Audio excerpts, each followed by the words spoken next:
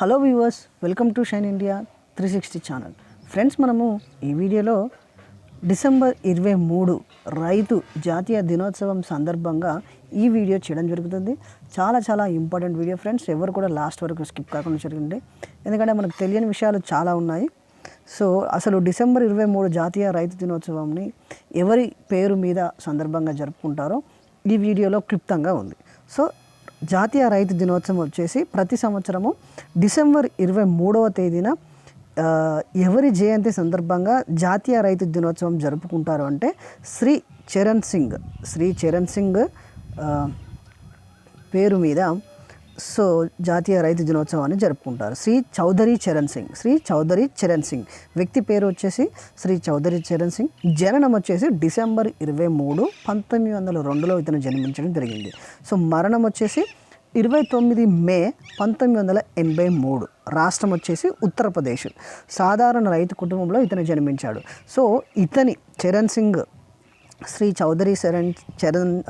చౌదరి చరణ్ సింగ్ జన్మించిన రోజే రైతు దినోత్సవంగా జరుపుకుంటారు. సో ఇతను చరణ్ సింగ్ వచ్చేసి ఎవరు అంటే భారతదేశ 5వ ప్రధాని అన్నమాట. భారతదేశ 5వ ప్రధాని. ఇతని జన్మించిన రాష్ట్రం వచ్చేసి ఉత్తరప్రదేశ్, 5వ ప్రధాని. సో ఇతని పదవీ కాలం ఎప్పటి నుండి ఎప్పుడు ఉందంటే 28 జూలై 1979 నుండి 14 జనవరి 1980 మధ్యకాలంలో భారతదేశ 5వ ప్రధానిగా శ్రీ చౌదరి చరణ్ సింగ్ భారతదేశ ప్రధానిగా చేయడం జరిగింది. ఇతని యొక్క పదవులు చూసినట్టయితే ఉత్తరప్రదేశ్ ముఖ్యమంత్రిగా 1970 సెప్టెంబర్ 18 నుండి అక్టోబర్ 1, 1970 వరకు చేయడం జరిగింది. ఉత్తరప్రదేశ్ ముఖ్యమంత్రిగా పదవీ కాలంలో ఉన్నాడు. నెక్స్ట్ కేంద్ర హోంమంత్రిగా మార్చ్ 24, 1977 నుండి జూలై 1, 1978 మధ్యకాలంలో కేంద్ర హోంమంత్రిగా పనిచేయడం జరిగింది. ఆర్థిక శాఖ మంత్రిగా జూలై 24, 1979 నుండి 28 జూలై 1979 మధ్యకాలంలో ఆర్థిక మంత్రిగా పనిచేయడం జరిగింది. నెక్స్ట్ ఉప ప్రధానిగా జనవరి 24, 1979 నుండి 28 జూలై 1970 మధ్యకాలంలో ఉప ప్రధానిగా చేయడం జరిగింది. నెక్స్ట్ 5వ ప్రధాని 28 జూలై 1979 నుండి 14 జనవరి 1980 వరకు భారతదేశ 5వ ప్రధానిగా చేయడం జరిగింది. అనేక రైతు ప్రయోగాలు, చట్టాలు చేయగా రైతు నాయకుడిగా ముద్రపడడం జరిగింది. అందుకోసమే ఇతన్ని శ్రీ చౌదరి చరణ్ సింగ్ అనేక రైతు ప్రయోగానికి సంబంధించిన చట్టాలు చేయడం జరిగింది. రైతు నాయకుడిగా ముద్ర వేయడం జరిగింది. అందుకోసమే జాతీయ రైతు దినోత్సవంగా శ్రీ చౌదరి చరణ్ సింగ్ జన్మించిన రోజును జరుపుకుంటారు. సమాట్ పేరు వచ్చేసి కిసాన్ ఘట్, బిరుదు వచ్చేసి రైతు బంధు. ఇతన్ని రైతు బంధుగా పిలవడం జరిగింది. ఇతని యొక్క సమాధిని కిసాన్ ఘట్గా కూడా పిలవడం జరిగింది. నెక్స్ట్ రైతు దినోత్సవాలు ఒకసారి చూద్దాము. జాతీయ రైతు దినోత్సవం వచ్చేసి డిసెంబర్ 23 ఎవరి జయంతి మనకు ఇప్పుడు దాకా తెలిసిందే శ్రీ చౌదరి చరణ్ సింగ్. ఏపీ రైతుల దినోత్సవం వచ్చేసి జూలై 8 ఎవరి జయంతి సందర్భంగా అంటే డాక్టర్ వైఎస్ రాజశేఖర రెడ్డి జయంతి సందర్భంగా ఏపీ రైతుల దినోత్సవాన్ని జరుపుకుంటారు. నెక్స్ట్ జాతీయ మహిళా రైతు దినోత్సవం వచ్చేసి అక్టోబర్ 15. జాతీయ వ్యవసాయ విద్యా దినోత్సవం వచ్చేసి డిసెంబర్ 3 జాతీయ వ్యవసాయ విద్యా దినోత్సవం. ఎవరి జయంతి అంటే డాక్టర్ బాబు రాజేంద్ర ప్రసాద్.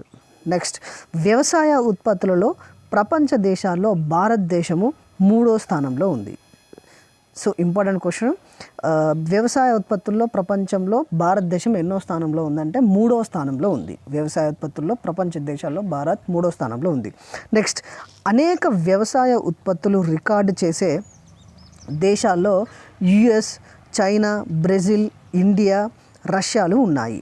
అనేక వ్యవసాయ ఉత్పత్తులను రికార్డు చేసే దేశాల్లో చైనా, యుఎస్, బ్రెజిల్, ఇండియా, రష్యాలు ఉన్నాయి. భారతదేశంలో వ్యవసాయ రాష్ట్రాలు వచ్చేసి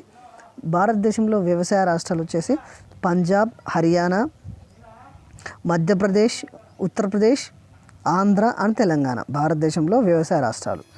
నెక్స్ట్ మన దేశము ప్రస్తుతం వరి, గోధుమ, ఆహార ధాన్యాల ఉత్పత్తులలో 2వ స్థానంలో ఉంది. మన దేశము ప్రస్తుతం వరి, గోధుమ, ఆహార ధాన్య ఉత్పత్తుల్లో 2వ స్థానంలో ఉంది.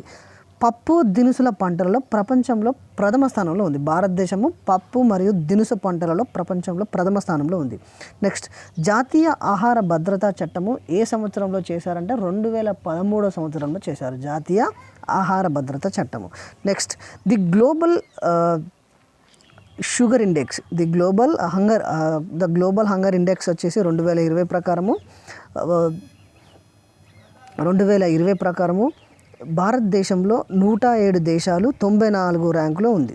భారతదేశం వచ్చేసి 107 దేశాలలో 94వ ర్యాంకు సాధించింది. నెక్స్ట్, జీవించే హక్కు గురించి తెలిపే చట్టం వచ్చేసి, జీవించే హక్కు గురించి తెలిపే ఆర్టికల్ వచ్చేసి 21 ఆర్టికల్. నిత్యావసర సరుకుల చట్టం వచ్చేసి 1955. నిత్యావసర సరుకుల చట్టము 1955. 2020 నాటికి భారతదేశంలోని రైతులు ఆదాయం రెట్టింపు చేయాలని ప్రధాని మోదీ సంకల్పంగా ఉన్నాడు. 2020 నాటికి భారతదేశంలోని రైతుల ఆదాయం రెట్టింపు చేయాలని ప్రధాని మోదీ సంకల్పంగా ఉన్నాడు.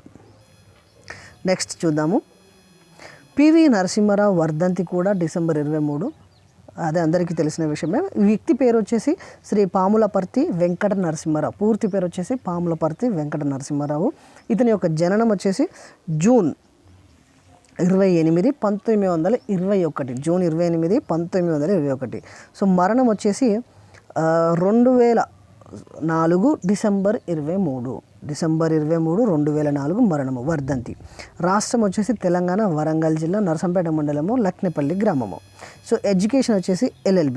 1972లో ఆంధ్రప్రదేశ్ ముఖ్యమంత్రిగా బాధ్యతలు చేపట్టారు. 1972లో ఆంధ్రప్రదేశ్ ముఖ్యమంత్రిగా బాధ్యతలు చేపట్టారు.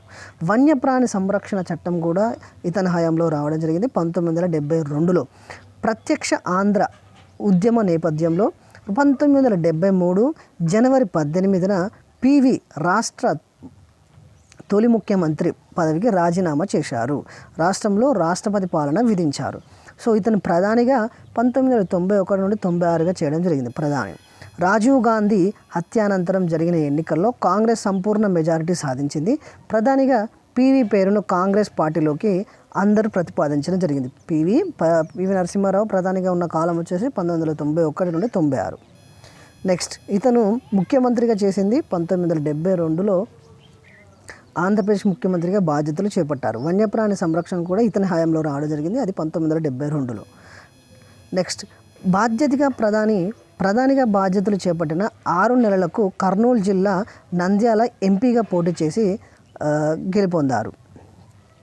మానవ వనరుల చట్టం చేసి ఇందిరాగాంధీ దేశ ఆర్థిక సంపన్నుల పితామహుడిగా అని ఎవరిని పిలుస్తారంటే పివి నరసింహారావు.